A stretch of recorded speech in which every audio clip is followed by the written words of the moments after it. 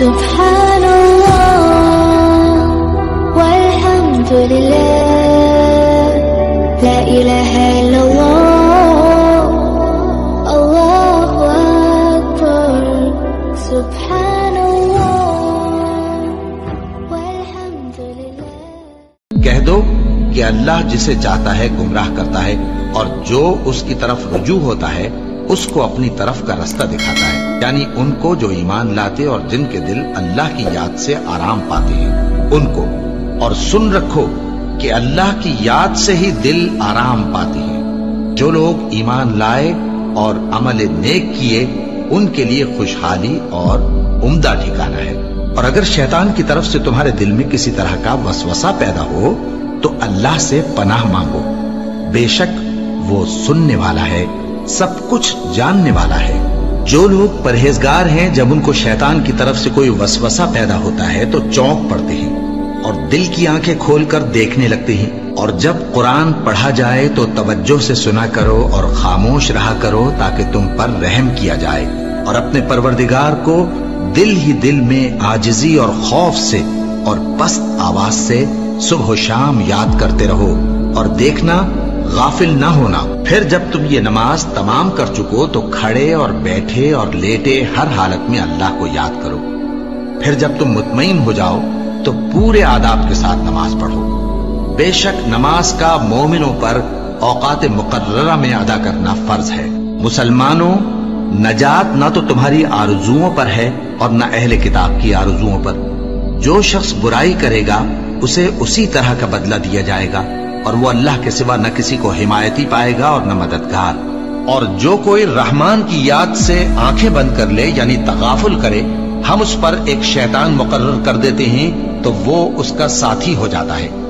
اور یہ شیطان ان کو رستے سے روکتے رہتے ہیں اور وہ سمجھتے ہیں کہ وہ سیدھے رستے پر ہیں، یہاں تک کہ جب وہ ہمارے پاس آئے گا تو اس شیطان سے کہے گا کہ کاش مجھ میں اور تجھ میں مشرق و مغرب کا فاصلہ ہوتا، تو برا ساتھی ہے. اے اہل ایمان، اللہ کا بہت بہت ذکر کیا کرو اور صبح و شام اس کی پاکی بیان کرتے رہو. وہی تو ہے جو تم پر رحمت بھیجتا ہے اور اس کے فرشتے بھی، تاکہ تم کو اندھیروں سے نکال کر روشنی کی طرف لے جائے. اور اللہ مومنوں پر مہربان ہے. اور صبح و شام اپنے پروردگار کا نام لیتے رہو اور رات کو بڑی دیر تک اس کے آگے سجدے کرو اور اس کی پاکی بیان کرتے رہو.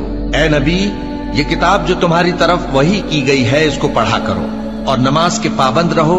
کچھ شک نہیں کہ نماز بے حیائی اور بری باتوں سے روکتی ہے اور اللہ کا ذکر سب سے بڑا ہے اور جو کچھ تم کرتے ہو اللہ اسے جانتا ہے. مومنوں، جو پاکیزہ چیزیں اللہ نے تمہارے لیے حلال کی ہیں ان کو حرام نہ کرو اور حد سے نہ بڑھو کہ اللہ حد سے بڑھنے والوں کو دوست نہیں رکھتا. اور جو حلال و طیب روزی اللہ نے تم کو دی ہے اسے کھاؤ اور اللہ سے جس پر ایمان رکھتے ہو ڈرتے رہو. ایمان والو، شراب اور جوا اور بت اور پانسے یہ سب ناپاک کام اعمال شیطان سے ہیں، سو ان سے بچتے رہنا تاکہ تم کامیاب ہو جاؤ. شیطان تو یہ چاہتا ہے کہ شراب اور جوئے کے سبب تمہارے آپس میں دشمنی اور رنجش ڈلوا دے اور تمہیں اللہ کی یاد سے اور نماز سے روک دے. تو کیا تم لوگ ان کاموں سے باز آؤ گے؟ جو شخص نیک اعمال کرے گا، مرد ہو یا عورت، اور وہ مومن بھی ہوگا، تو ہم اس کو دنیا میں پاک زندگی بسر کروائیں گے اور آخرت میں ان کے اعمال کا نہایت اچھا صلہ دیں گے.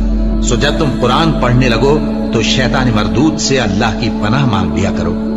حقیقت یہ ہے کہ جو مومن ہیں اور اپنے پروردگار پر بھروسہ رکھتے ہیں ان پر اس کا کچھ زور نہیں چلتا. اس کا زور انہی لوگوں پر چلتا ہے جو اس کو رفیق بناتے ہیں اور اس کے وسوسے کے سبب اللہ کے ساتھ شریک مقرر کرتے ہیں.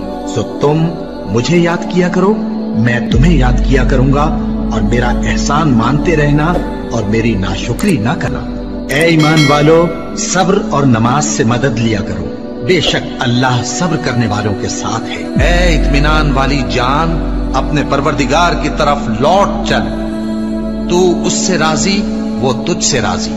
سو تو میرے خاص بندوں میں شامل ہو جا اور میری بہشت میں داخل ہو جا.